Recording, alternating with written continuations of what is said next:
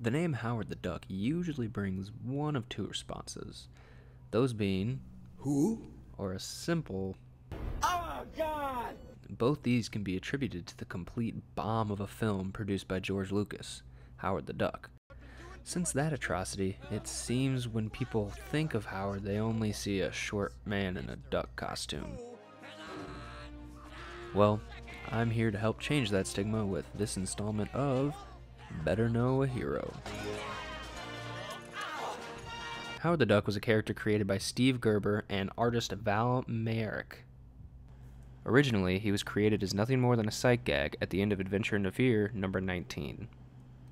This graduated into him having his own story at the end of Giant-Sized Man-Thing, and then into his own solo series.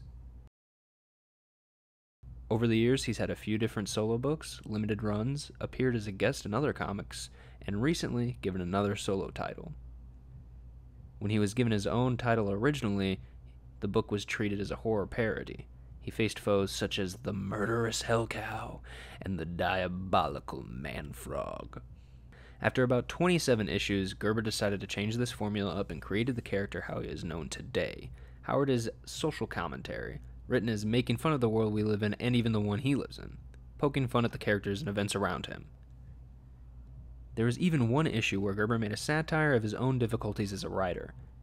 You could argue that this character style inspired the now famous character Deadpool, and Howard himself would be at the head of that debate. Unfortunately, the character had his fair share of lawsuits thrown at him. Gerber had issues about creative rights and ended up suing Marvel over Howard. Many comic creators were on Gerber's side, working with him to create parodies of Howard, and he even teamed up with the famous Jack Kirby, co-creator of all the characters you thought Stan Lee created alone, to make a parody of his work called Destroyer Duck. Thankfully, in the late 70s, they came to a settlement. However, around this time, Disney turned its ugly head and decided Howard looked a bit too much like a famous duck they own the rights to. This ended in Howard having to have pants, as seen in the movie and ever since.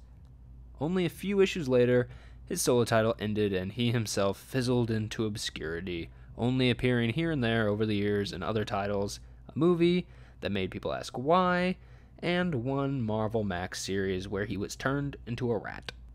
Since Disney acquired Marvel, there's been hope for a triumphant return. As I'm sure some of you may know if you stayed after the credits of Guardians of the Galaxy, Howard the Duck made a cameo. As mentioned before, he was just given his own solo title.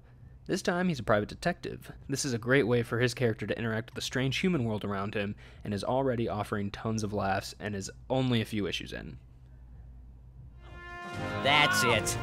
No more Mr. Nice Duck. Now that you know the background of the character and how he's not meant to be taken seriously and is even as grounded in reality as the reader is, you might be wondering what powers he may have. Without any disappointment, he is a master of quack fu. No one laughs at a master of quack fu. Knows minimal magic thanks to Dr. Strange, who offered to train him, but Howard declined. Has been given iron duck armor, which gives him flamethrowers in both arms, superhuman strength and durability, and foot-mounted leaping coils. Out of all this, the most important fact about him is revealed in Original Sins number 2, which is that he is potentially the smartest character in the entire Marvel Universe. Eat your heart out, Reed Richards. Unfortunately, he never tapped into his brain's full potential because he got a liberal arts degree, and we all know how useless those are. Thanks for listening to this installment of Better Know a Hero. Did you learn something new, or did you know all this already? Comment below and let us know who you want to hear about next. Also, don't forget to like the video at the bottom, as well as subscribing. Doc? You know, this is beginning to seriously undermine my self-esteem.